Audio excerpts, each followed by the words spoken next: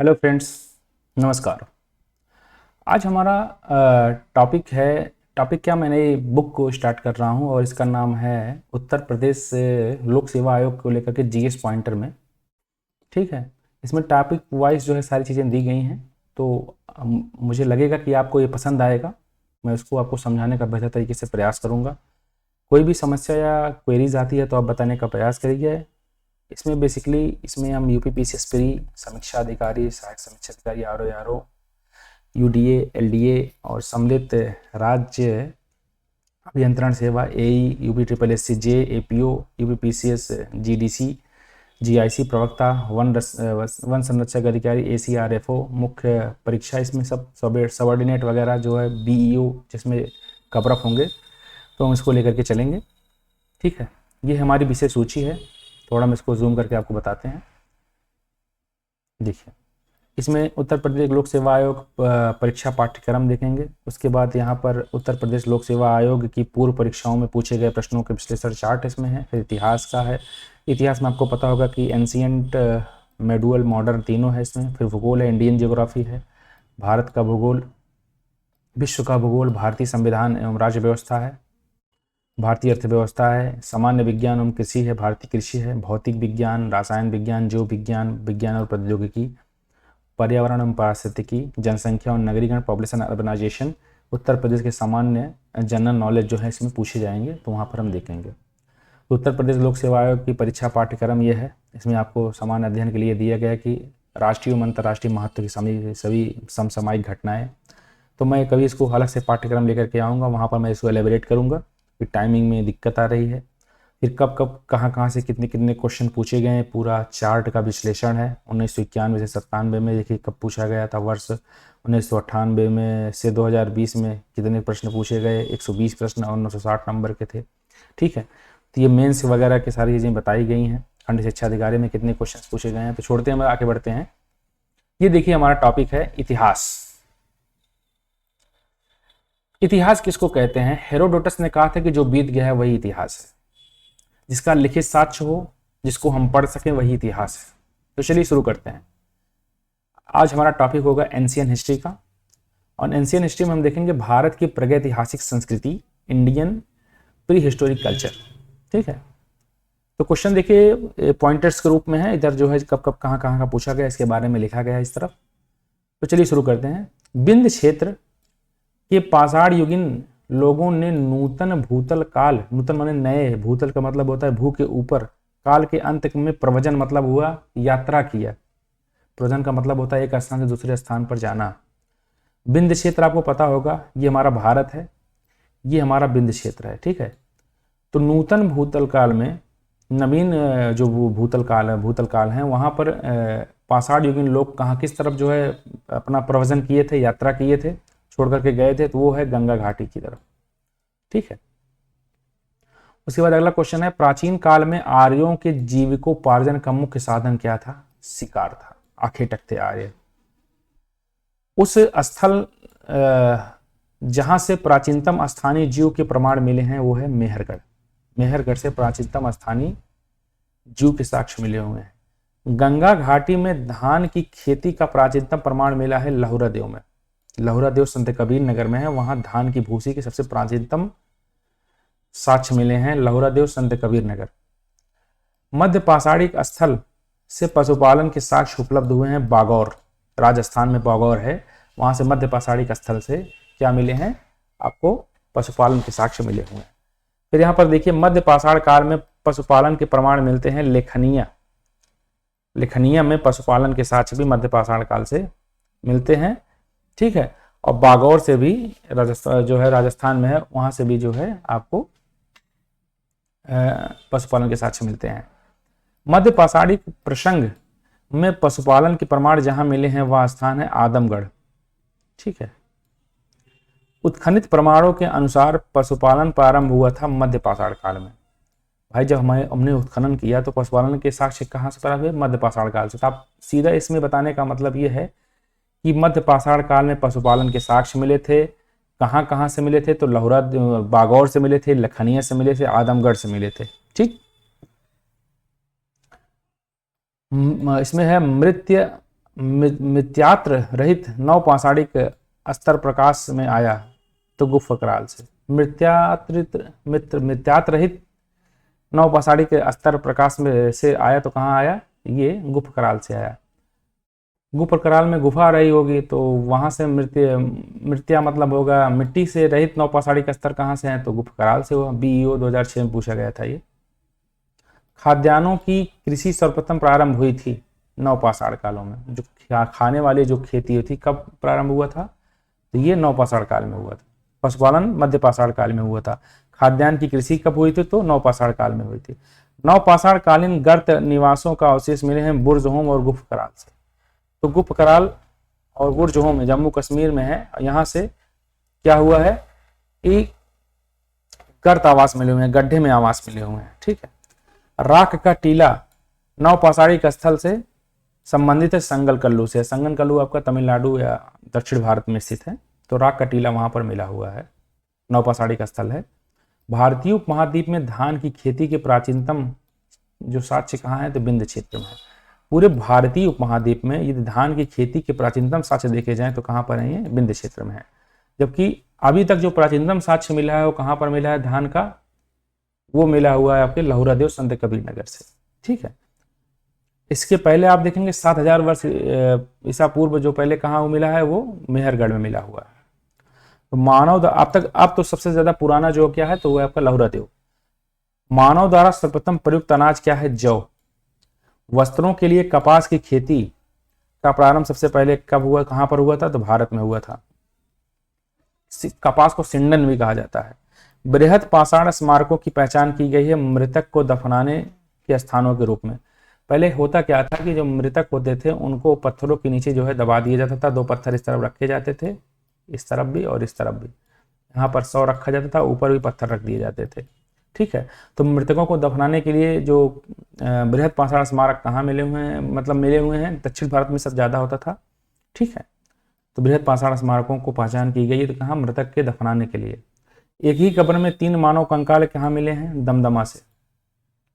ठीक है। मध्य पाषाणिक स्थल है, इसमें हम कहते हैं मदरसा। ठीक है। इसका ट्रिक मैंने बनाया है, मादहा, दमदमा और सराय नहर राय। ठीक है। तो ये एक ही कब्र में 3 मानव कंकाल दफनाने का साक्ष्य जो है क्या है, दमदमा से मिला हुआ है। विंध्य क्षेत्र शिलाश्रय जहां पर सर्वाधिक मानव कंकाल मिले हैं, लेखैया। तो लेखैया क्या है, ये उत्तर प्रदेश में है, लेखैया। ठीक है। तो लेखैया विंध्य क्षेत्र में है, तो ये उत्तर प्रदेश मध्य प्रदेश के बॉर्डर पे ही है। विंध्य क्षेत्र में वह शिलाश्रय जहां पर सर्वाधिक मानव कंकाल दफनाया गया, लेखैया।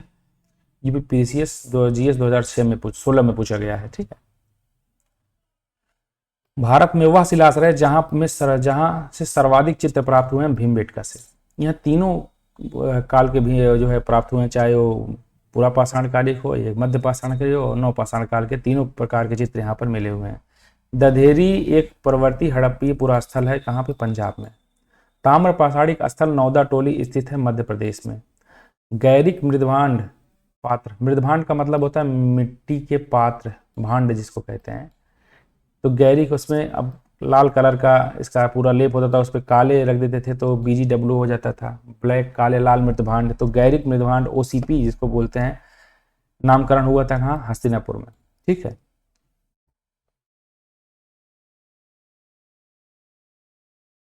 लौह धातु से प्रचलन के प्राचीनतम प्रमाण में है, तो अतरंजी खेड़ा। उत्तर प्रदेश के एटा जिले के अतरंजी खेड़ा में लोहे के सबसे पहले साक्ष्य मिले थे 7000 ईसा पूर्व के आसपास के समय में।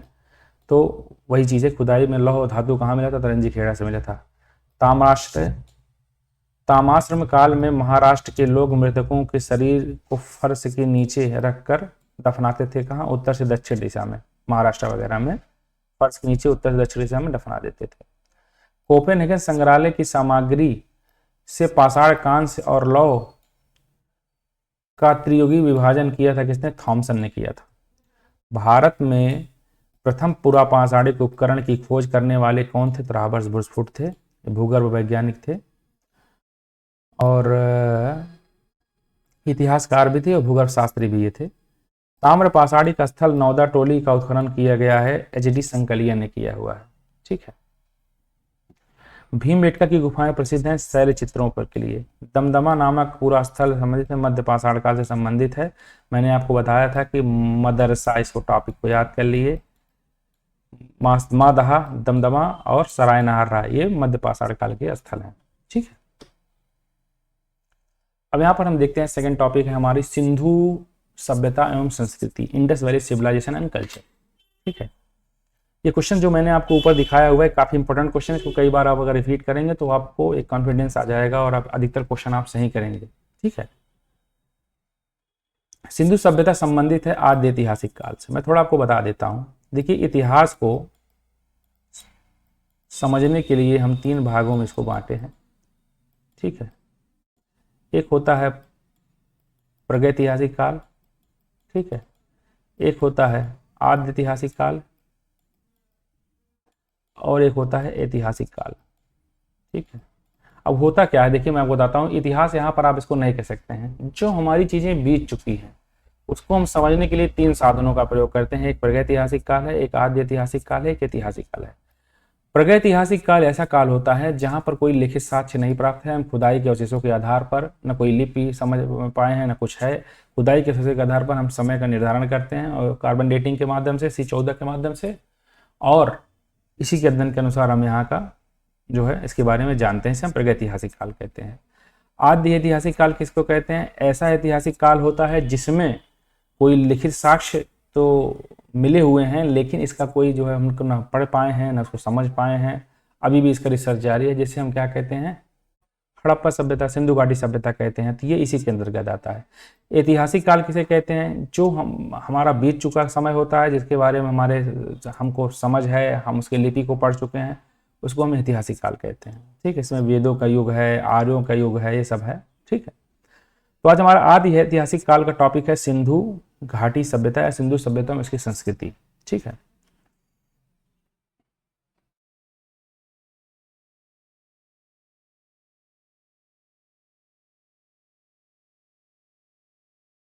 उत्तरी भाग को मांडा कहते हैं। देखिए मैं आपको बता देता हूँ, हड़प्पा संस्कृति को के उत्तर से दक्षिणी का विस्तार, ये उत्तरी भाग को हम बोलते हैं मांडा, ये जम्मू कश्मीर में है।